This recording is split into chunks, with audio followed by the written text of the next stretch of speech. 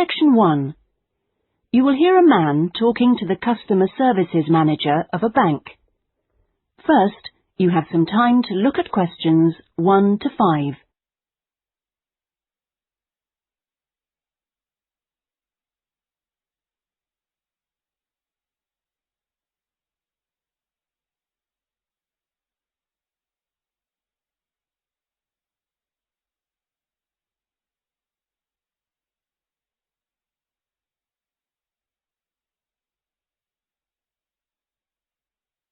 You will see that there is an example that has been done for you. On this occasion only, the conversation relating to this will be played first. Good morning. I'd like to open a bank account, please. Certainly. If you'd like to take a seat, I'll just get some details from you. It won't take long. Thanks. Is it a current account or a deposit account you wanted? A current account? The man wishes to apply for a current account, so current has been written in the space. Now we shall begin. You should answer the questions as you listen, because you will not hear the recording a second time. Listen carefully and answer questions 1 to 5. Good morning. I'd like to open a bank account, please. Certainly. If you'd like to take a seat, I'll just get some details from you. It won't take long. Thanks. Is it a current account or a deposit account you wanted? A current account? Right. I've got the application form here then. We have different types. I see you've got our leaflet there. I've decided on the one called Select. Right, that's fine. So, first of all, can I have your full name, please? Yes, it's Peter Hennis. That's P-I-E-T-E-R. Is it H-E-N-N-E-S? Only one N, actually. It's a less common spelling of the name. Oh, right. Okay. And what's your date of birth, please? The 27th of the 1st, 1973. Right. And will this be a joint account? No, just myself. Okay, fine. And where are you living, Mr. Hennis? 15 Riverside. Is that all one word? Yes. Exeter? Yes. How long have you been at your present address? Is it more than 2 years? Just 2 weeks, actually. I only arrived in the country a month ago. I'm from Holland. Oh, that's fine. But we normally ask for a previous address in that case. Oh, yes. Well, it's Rielsdorf 2. That's R-I-E-L-S-D-O-R-F 2, Utrecht. Holland. Okay, thank you. Do you have a daytime telephone number? Yes, I think the number at my office is 606-295. Just a minute, I'd better check. Oh, no, sorry, 616. I'm not used to it yet. Would you like my home number, too? Yes, please. It's 796431. Are they both local numbers? Yes. Before you hear the rest of the conversation, you have some time to look at questions 6 to 10.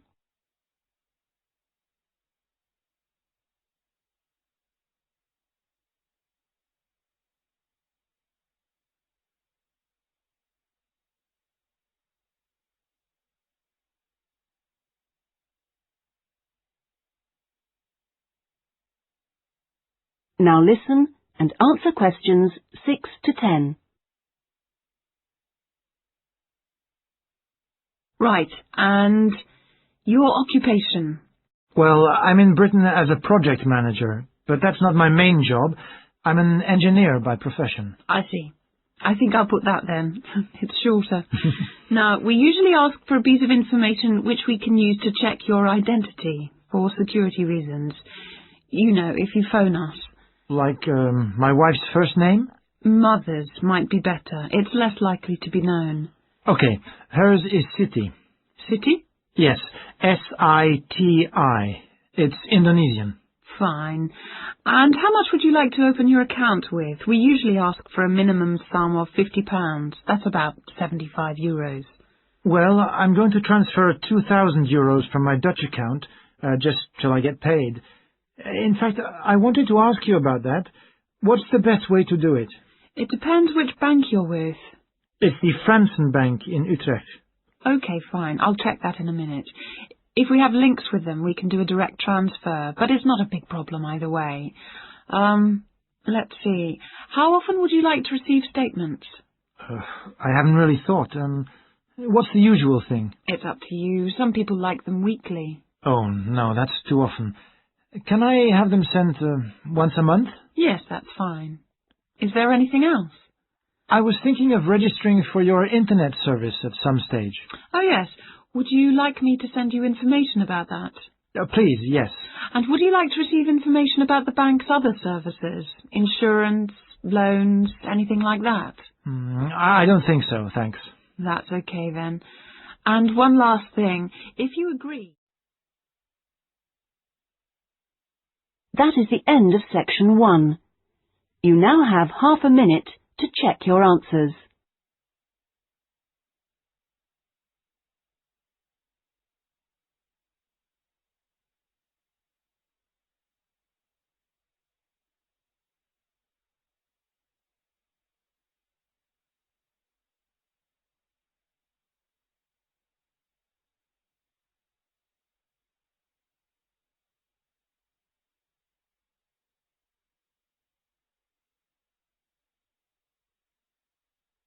Now turn to section 2.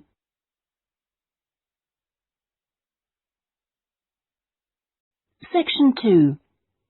You will hear a guide giving visitors to a country house information about the house and gardens. First, you have some time to look at questions 11 to 13.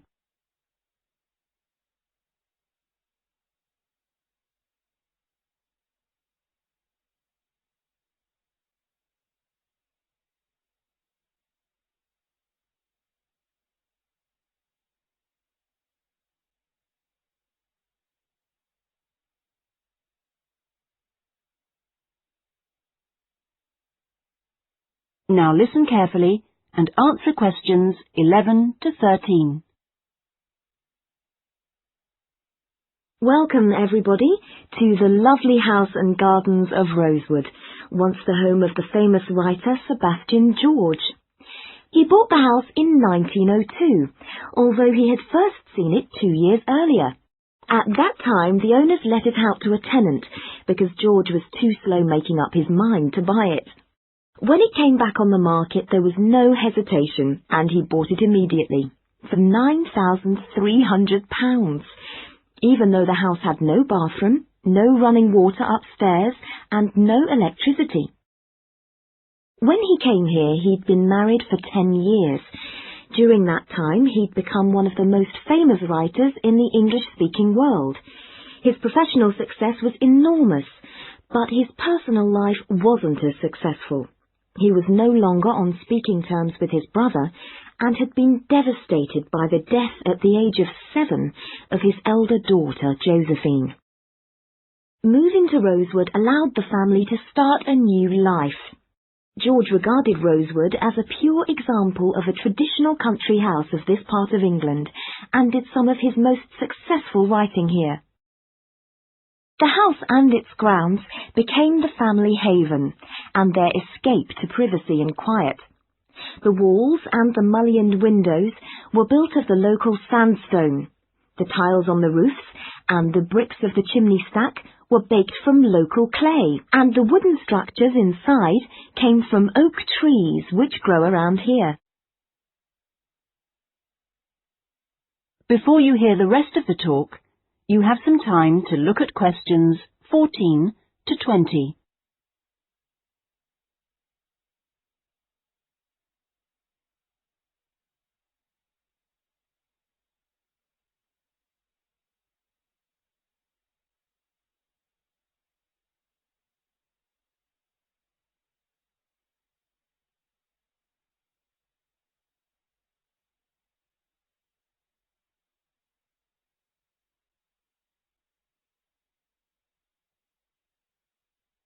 Now listen and answer questions 14 to 20.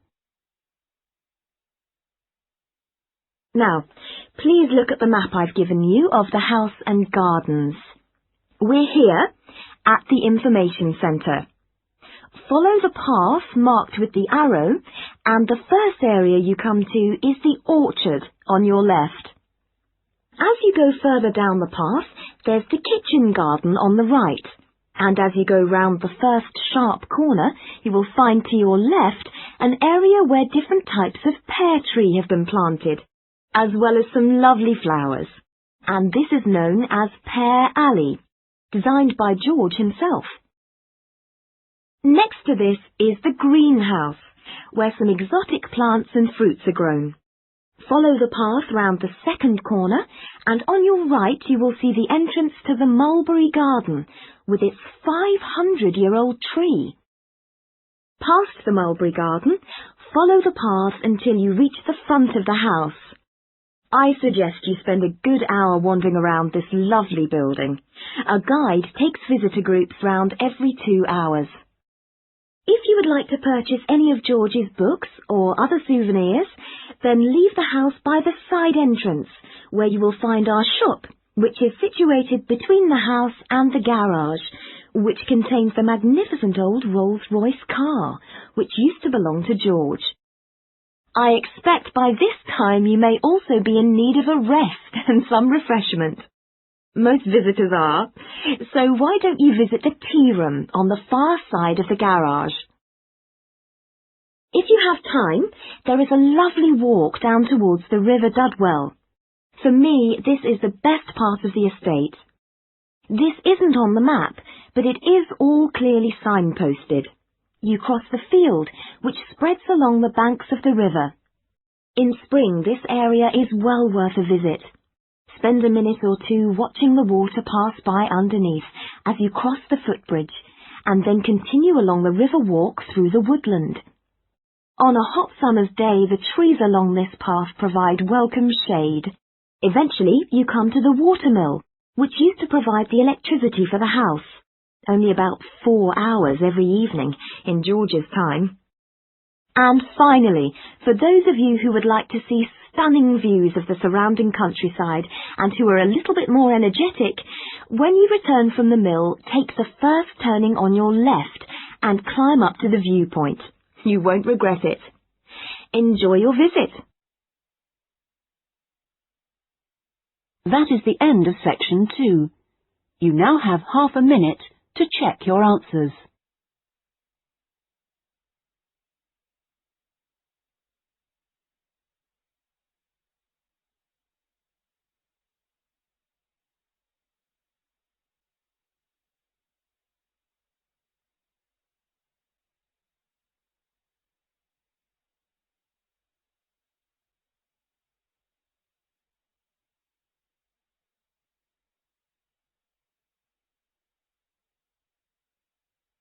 Now turn to section 3.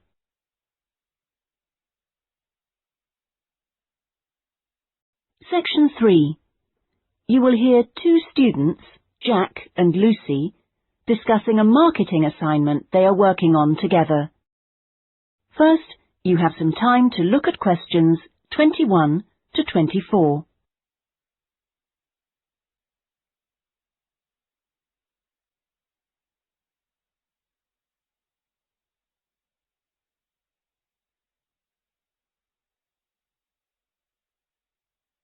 Now listen carefully and answer questions 21 to 24. Lucy, we really need to get working on this marketing assignment. We've only got 5 weeks left to the end of term to design it, carry it out, and then write up the results. Sure. Well, let's get started right now. Let's go over the instructions. What exactly do we have to do? Well, it says here we have to look at one area of the entertainment industry. There's a list of the different types. What are they? Music, cinema, theatre, sport, and eating out. Is that all? Looks like it. So we choose one branch of the industry and then we look at how 2 different groups of people use it. Is that right? Yes. And do we have to use any particular method to get our data? Can we mail out a questionnaire or do face-to-face interviews or maybe even observations? Well, actually, it looks like we don't have a choice. We have to do telephone interviews. Okay, so at least we don't have to waste time deciding between the different methods. Yeah, that's right. Oh, and the other requirement is the number of interviewees. Not too many, I hope. 10? 20? Well, we have to do 2 groups, remember, and it looks like we have to interview 15 for each group. That's 30 altogether then. It's going to take ages. Yes, but remember we're working on this together, so we'll only have to do 15 each. Okay, so those are all the requirements? Yes, looks like it. So, first, which area are we going to choose? My preference would be cinema, since that's where I spend most of my money. I don't think that's such a good idea. I don't think there are huge differences in the market there. I mean, you get young and old, male and female, rich and poor, all going to the same movies. Yeah, maybe you're right. Let's make it music then. Right. So, what 2 groups will we compare and contrast? Male and female? No. Most of my female friends like the same music as me. Different age groups will be much more likely to show up differences, I think. Before you hear the rest of the discussion, you have some time to look at questions 25 to 30.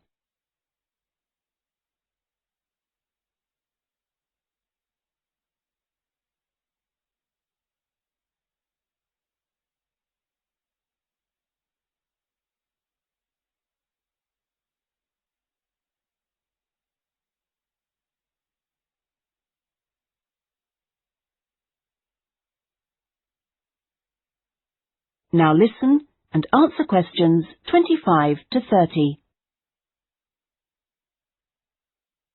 Yeah, I suppose you're right again. I'll take some notes, shall I? So, age groups. Well, what do you think? Maybe 25 or under for one group and 45 or over for the other group? That should show up differences. Right. Okay, next. How about the kind of music they like? Let's give them some choices and then we can just tick boxes. Okay, let's have pop, jazz, folk, easy listening. What else? Well, we should include classical. Some people like it, you know. Okay, and then we should have how they listen to music. Medium. Right, let's include radio, CD, and then I guess there's TV. What about concerts? You know, in pubs and halls. Oh yeah, we should include live music, of course. Okay, we're on a roll now. Next point could be about where they actually get their music. You mean, like, do they buy it in music shops or department stores? Yes, or download it from the internet. Right. That could be for recorded music.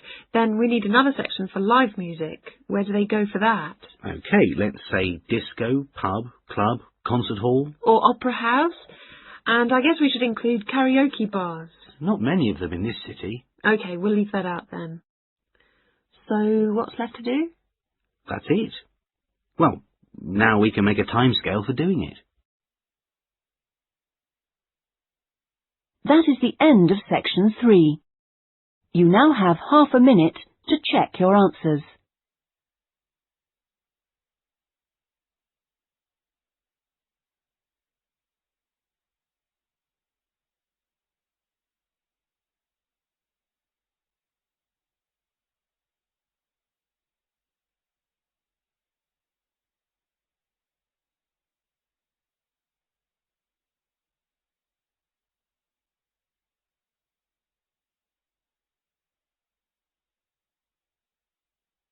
Now turn to section 4.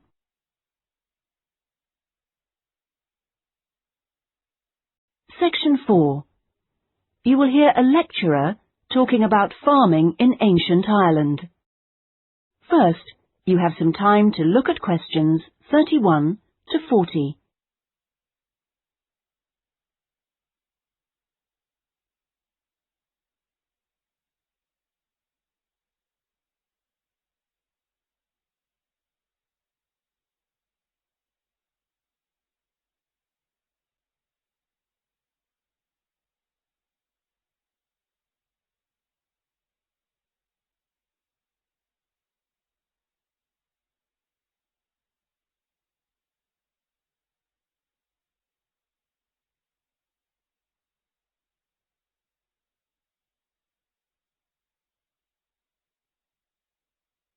Now listen carefully and answer questions 31 to 40. Good morning, everyone. Last week we were looking at the hunter-gatherers in Ireland, across the Irish Sea from England. Today we're going to move on to the period between 4,000 and 6,000 years ago, known as the Neolithic period, which is when a total farming economy was introduced in Ireland. Now, there are several hypotheses about the origins of the first Neolithic settlers in Ireland, but most of these contain problems. For instance, there are considerable archaeological difficulties about the theory that they came from England. The evidence doesn't really add up. But there are even greater practical problems about the theory that they came directly from continental Europe. For one thing, it's not clear just how sufficient numbers of men and women could have been transported to Ireland to establish a viable population. As you know, the hunter-gatherer economy which existed beforehand was based on small, scattered groups. The farming economy would almost certainly have required much larger communities to do all the work needed to plant and tend sufficient crops to sustain them through the year. The early farmers kept various animals, including cattle and sheep. There's also evidence of pigs, but it is possible that these could have been descended from the native wild species. Now, we know from modern farming that if the level of breeding stock falls below about 300 females, the future of the species locally is at risk. So we must assume that from the beginnings of Neolithic farming, the number of breeding sheep would have considerably exceeded 300, and the national cattle herd must have been of a similar size. The question is how these were brought to the area and where they came from. It's usually suggested that the Neolithic settlers used skin-covered boats to transport livestock, but this method would have severely restricted the range of the colonizing fleets. The sheer volume of animal transport necessary means it's unlikely that this livestock could have been brought from anywhere further than England. What about crops? Well, two main cereal crops were introduced to Ireland during this time, wheat and barley, both in several varieties. The main evidence for their presence consists of impressions on pottery, where a cereal grain accidentally became embedded in the surface of a pot before it was fired. The grain itself was destroyed by the firing, but it left an impression on the pot which could be studied and identified by botanists.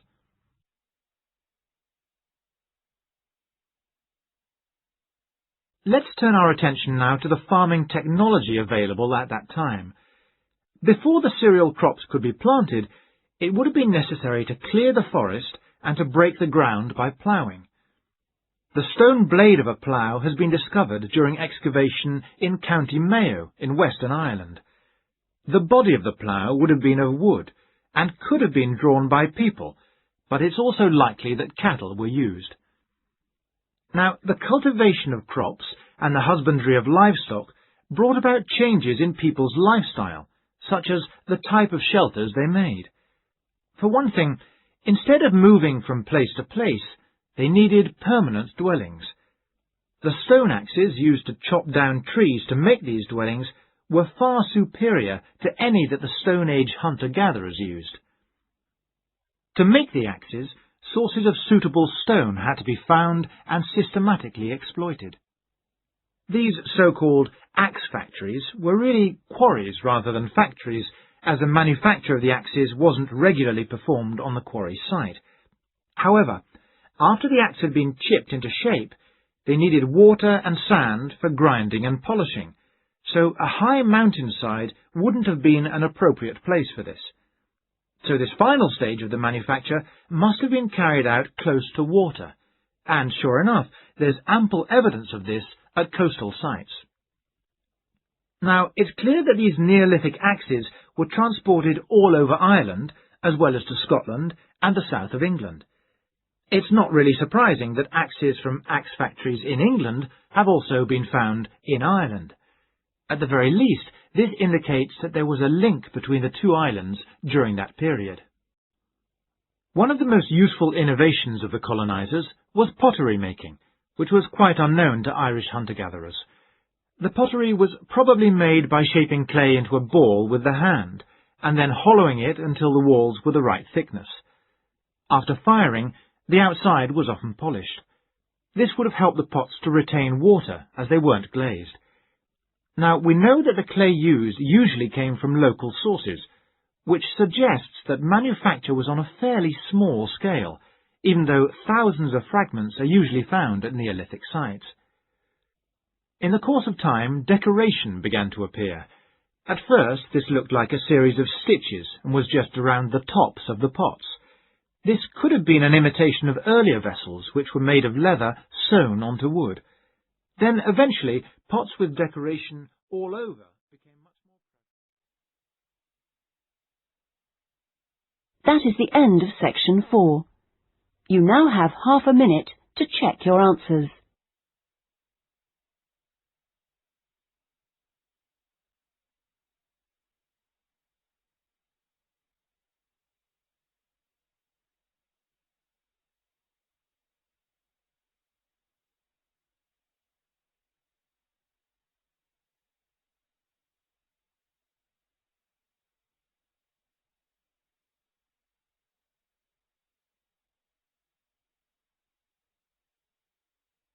That is the end of the listening test.